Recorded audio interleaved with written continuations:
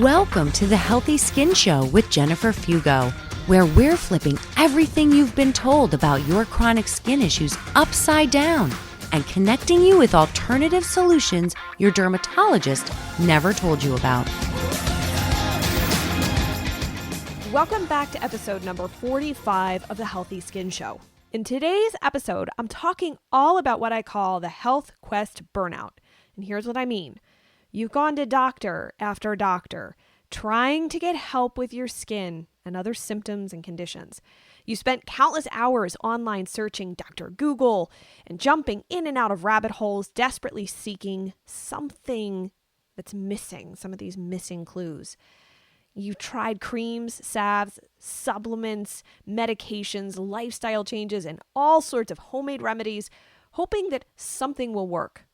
And it's not uncommon that after a certain point, you can feel like the skin rashes start to break you. They take over and wreck your carefully made plans or even the most mundane experiences like showering. Bit by bit, they chip away until you don't recognize your life or your skin anymore. And you lose control over your life as so much of your time and energy goes into dealing with your skin. And you can get to a place where you think, I have tried everything. I'm doomed. It's a dark place, and I know because I was there once. And many of you know my eczema story. I became horrified watching eczema take so much away from me. Working out, teaching cooking classes, volunteering at a cat rescue, touching pretty much anything, opening doorknobs or lids, taking showers, washing my face daily. I felt horribly embarrassed to be social and meet new people because the first thing you do is you shake hands. No one wants to shake the hand of someone that looks like it's diseased. And even though I was able to eventually get my skin turned around through a lot of hard work, I was left in the process with lots of products and concoctions that didn't help. I was cleaning out my products drawer the other day and still couldn't throw out all of the tubes and jars of products I bought that didn't help at all. And it's silly, I know, but I spent so much money on them. One day, I'll let them go. But for now, I keep them, even though I'll likely never use a single one of them ever again. In the process of accumulating so much knowledge and spending so much on products, I started to get very skeptical and eventually almost bitter. I felt like everyone who was sharing something just was trying to get something from me, that my suffering was just a means to an end for them, and that I was just another potential dollar sign in their bank account. Even someone sharing that there is hope or this happens for a reason felt like an increasingly difficult pill to swallow. I didn't want to hear that anymore. And I certainly couldn't just be positive. I was angry. And slowly that bitterness closed in upon my mindset as I secluded myself more and more from friends and family. Suffering from my eczema was a dark place to be. Walking through life with what had become a really big chip on my shoulder about pretty much anything that had to do with my skin. I thought that this intense skepticism, wariness, and bitterness was a way to control what I was exposed to and what I'd let in. But it truly wasn't. I spent so much time protecting myself, and I'm putting that in air quotes, from anything that offered a shred of hope that I couldn't feel hope anymore.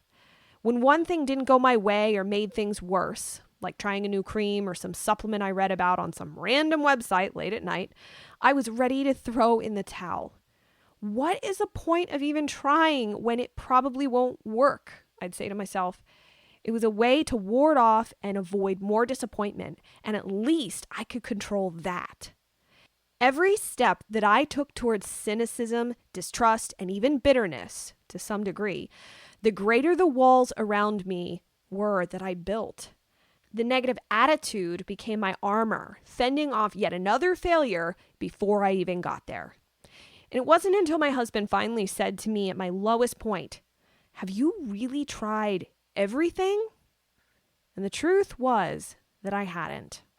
I was going off what I'd read online because the dermatologist wasn't any help. And basically, I felt like I was throwing darts in the dark, hoping that something would work.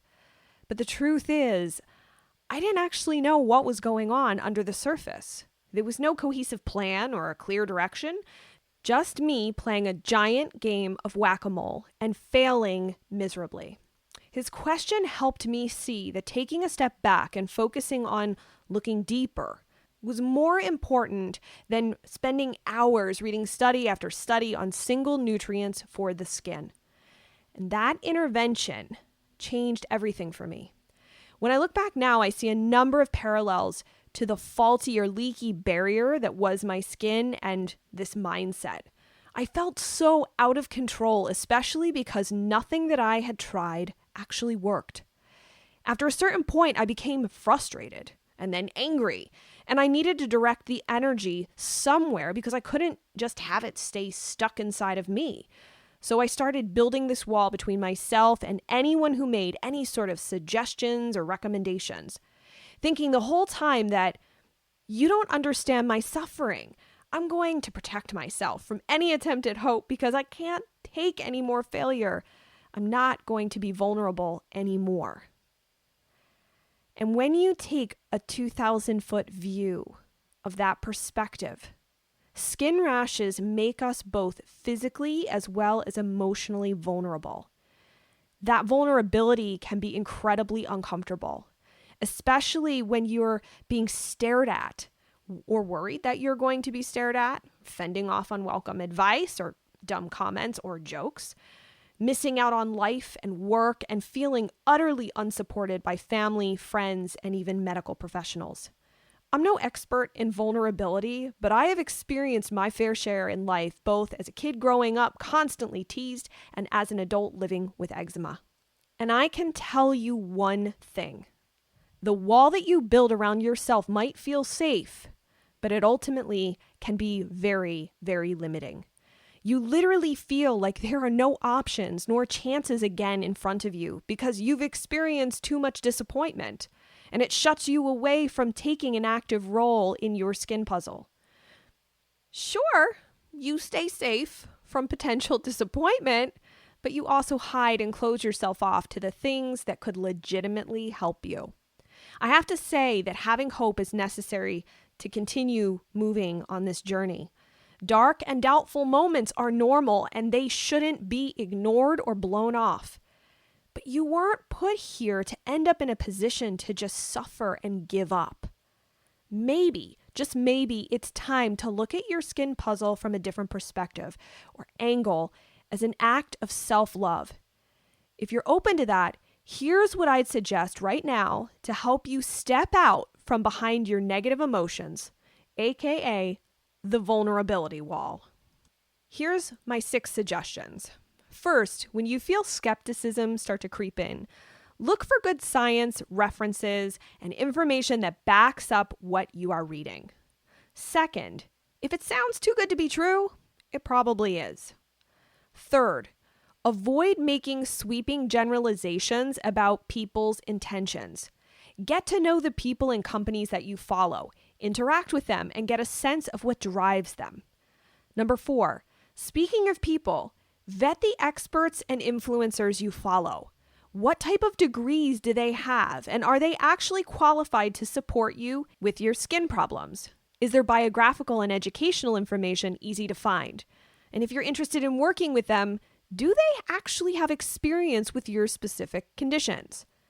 Number 5, when you say, I've tried everything and nothing worked, ask yourself, is that really true? You may have tried all sorts of products you found online or have seen all the dermatologists in your area, but that's just one way of doing things. There are other avenues and ways to look at your skin that's more systematic and plan-oriented. Number 6, ask yourself, do you know what's actually driving your skin issues? And then once you identify those problems, what's driving those underlying issues? There are layers to this process, and usually it goes much deeper than just your skin. I hope these 6 tips will give you a jumping off point to get started. It is a journey, I admit, but one that can yield gifts as long as you don't give up. That you're here listening to this means that you haven't completely lost hope. And I'm grateful to have you here. Thoughts, questions, comments, leave them on the post for this episode. And remember to subscribe, rate, and review the Healthy Skin Show, because without your support, this show wouldn't exist. And don't forget to share this episode to spread the word to those struggling with skin rashes that there are more options out there than just steroid creams. Thank you guys so much for tuning in, and I look forward to seeing you in the next episode.